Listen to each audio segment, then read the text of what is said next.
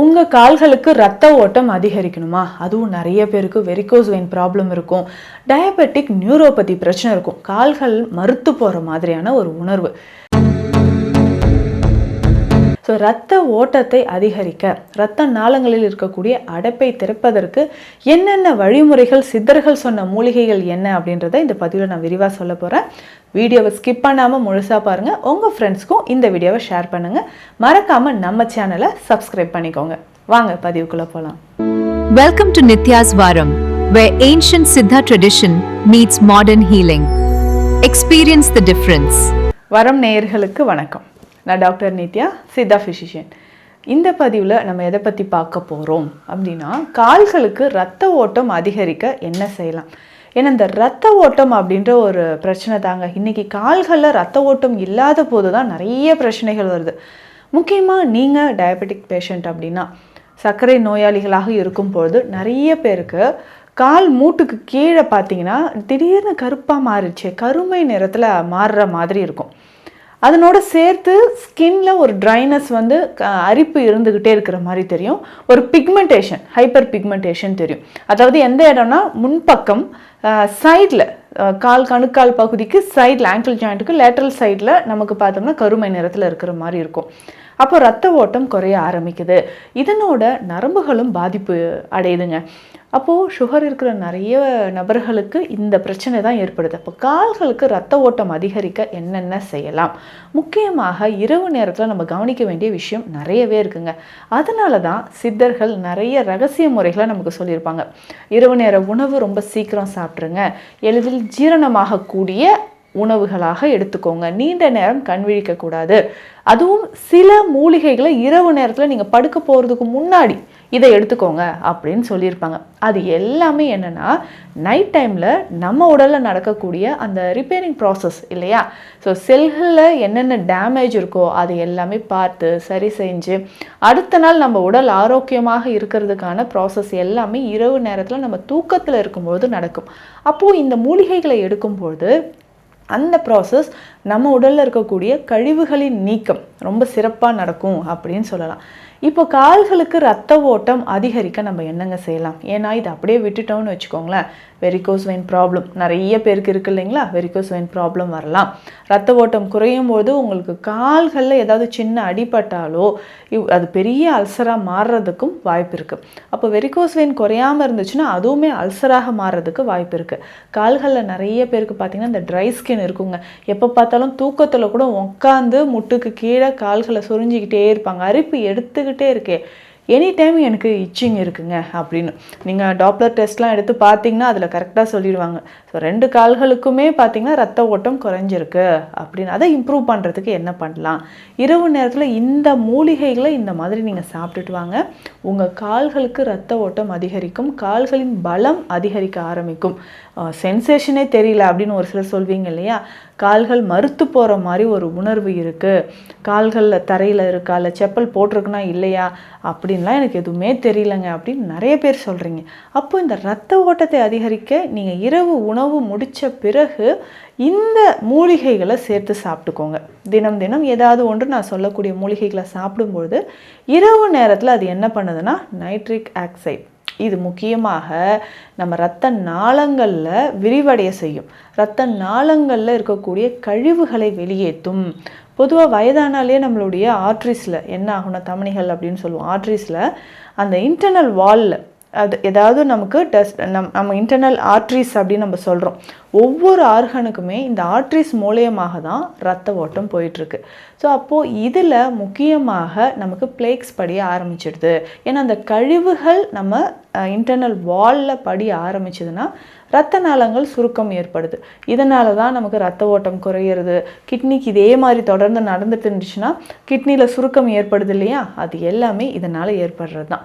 So அதனால் ரொம்ப கவனமாக இருந்துட்டு நமக்கு ரத்த ஓட்டம் எப்படி இருக்குது அதை நம்ம துரிதப்படுத்துறதுக்கு, இரவு நேரத்தில் துரிதப்படுத்தினா தான் உடலில் இருக்கக்கூடிய கழிவுகள் வெளியேறும். இதுக்கு முக்கியமாக நீங்கள் தூங்க போகிறதுக்கு முன்னாடி இந்த விஷயத்தை எடுத்துக்கலாங்க. கொஞ்சம் பால் ரொம்ப திக்காக காய்ச்சிருக்கணும் அப்படின்னு கிடையாது. நீங்கள் அரை கிளாஸ் பால்னாலும் அதில் கொஞ்சம் அரை கிளாஸ் வெந்நீர் கலந்துக்கோங்க.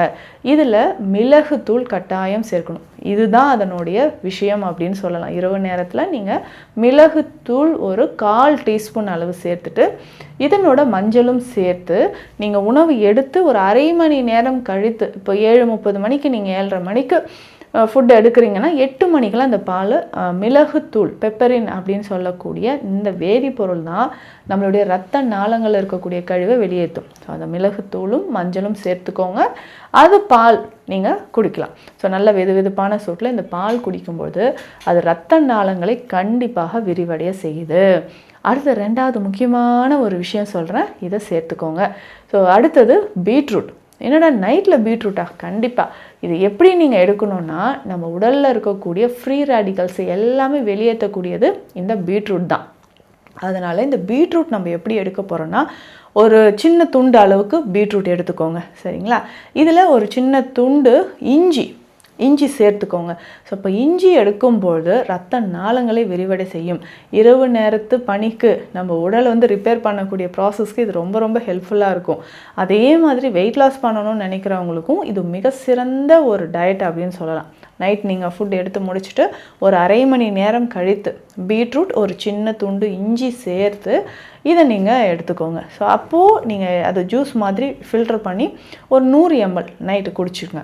அப்போது மலச்சிக்கல் நமக்கு சரியாகும். குடல் பகுதியில் இருக்கக்கூடிய கழிவுகள் வெளியேற ஆரம்பிச்சிடும். அதுக்கப்புறம் ரத்த நாளங்கள் நமக்கு நல்லாவே செயல்பட ஆரம்பிச்சிடும். ஸோ அந்த வெயின்ஸ், வெரிகோஸ் வெயின்ஸ் எல்லாம் சொல்கிறோம் இல்லைங்களா, இது நமக்கு நல்லாவே குறைய ஆரம்பிக்குங்க. அதுக்கு அடுத்தது நம்ம என்ன பண்ணலான்னா, விட்டமின் சி இருக்கக்கூடிய ஏதாவது ஒரு ஃப்ரூட், நீங்கள் ஆரஞ்சு எடுத்துக்கலாம், இல்லை அன்னாச்சி பழம், பைனாப்பிள் எடுக்கிறீங்களா ஒரு பீஸ் அளவுக்கு பைனாப்பிள் எடுத்துக்கலாம். ஸோ இதனோட நம்ம என்ன சேர்க்க போகிறோம் அப்படின்னு கேட்டிங்கன்னா, இதனோட மஞ்சள் பொடி சேர்க்க போகிறோம், சீரக பொடி சேர்த்துக்கலாம். ஸோ இது ரெண்டுமே மிக்ஸ் பண்ணி நம்ம எடுக்கும்போது நல்ல ஒரு ரிசல்ட் உங்களுக்கு கிடைக்குங்க. அதாவது விட்டமின் சி நம்ம எடுக்க தான் உடலில் இருக்கக்கூடிய நச்சு கழிவுகள் வெளியேறும். இது நீங்கள் இல்லைங்க நைட் டைமில் இது குடிக்கிறதுனால கொஞ்சம் கோல்டு வருமோ அப்படின்னு ஃபீல் பண்ணிங்கன்னா வெதுவெதுப்பான தண்ணீரில் கலந்து குடிச்சிக்கலாம். இது மிக சிறந்த ஒரு பெஸ்ட்டு டயட்டாக இருக்கும் அப்படின்னே சொல்லலாம். அடுத்தது நீங்கள் என்ன எடுத்துக்கலாம், உணவு எடுத்து ஒரு அரை மணி நேரம் கழித்து இதை நீங்கள் எடுக்கும்போது நம்ம உடலுக்கு ரத்த ஓட்டம் அதிகரிக்கும். முக்கியமாக இடுப்புக்கு கீழே, ஸோ கால்களுக்கு ரத்த ஓட்டம் அதிகரிக்கும். அப்படின்னா எதை நம்ம எடுத்துக்கலாம்? ரொம்ப சிம்பிளான ஒரு விஷயம் நான் சொல்கிறேன். ஒரு கேரட் எடுத்துக்கோங்க. இதில் கொஞ்சமாக பீட்ரூட்டும் நம்ம சேர்த்துக்கலாம், இல்லை வெறும் கேரட் கூட ஓகே. 2 பல் பூண்டு இதனோட சேர்க்கணுங்க. என்னடா கேரட்டோட பூண்டு சேர்க்கணுமா? கண்டிப்பாக இந்த பூண்டு சேர்த்து அந்த ஜூஸை குடிச்சு பாருங்கள். கண்டிப்பாக ரத்த நாளங்களில் அடைப்பு வெளியேறும். முக்கியமாக உடலில் இருக்கக்கூடிய கழிவுகள் நமக்கு வெளியேறும். ரத்த ஓட்டத்தை அதிகரிக்கிறதுக்கு பூண்டில் நமக்கே தெரியும் அலிசின். ஸோ இந்த காம்பவுண்ட் நம்மளுடைய உடலில் கழிவுகளை மொத்தமாக வெளியேற்றி முக்கியமாக ரத்த நாளங்களில் இருக்கக்கூடிய அடைப்பை வெளியேற்றுவதற்கு பூண்டு ரொம்ப ரொம்ப சிறந்தது. அப்போது ஒரு கேரட், ஒரு சின்ன துண்டு பீட்ரூட் எடுத்துக்கோங்க. இதில் ஒரு 2 பல் பூண்டு சேர்த்து அரைச்சி அதை ஜூஸ் மாதிரி குடிச்சிக்கோங்க. ஸோ இந்த மாதிரி நீங்கள் ரெகுலராக இரவு நேரத்தில் நம்ம பயன்படுத்தும் பொழுது உங்கள் ரத்த நாளங்கள் திறக்கப்படுது. இதுதாங்க சீக்ரெட். இதனோட இன்னும் சித்த மருத்துவத்தில் உங்களுடைய குடல் பகுதியை வலிமையாக்கிறதுக்கும் மலச்சிக்கலை போக்குவதற்கும் திரிஃபலா சூரணம் சொல்லியிருக்கோம், கடுக்காய் சொல்லியிருக்கோம். இதையும் நீங்கள் பயன்படுத்தலாம். ஆனால் இரவு நேரத்தில் எடுக்கும்போது இதுக்கான ரகசியமே இதுதான். இரவு நேரத்தில் இந்தந்த மூலிகைகளை நீங்கள் எடுக்கும்பொழுது உடலில் அந்த ரிப்பேரிங் ப்ராசஸ் நடக்கும்போது அது துரிதப்படுத்தி உடலை கிளென்ஸ் பண்ணுறதுக்கான வழிமுறை.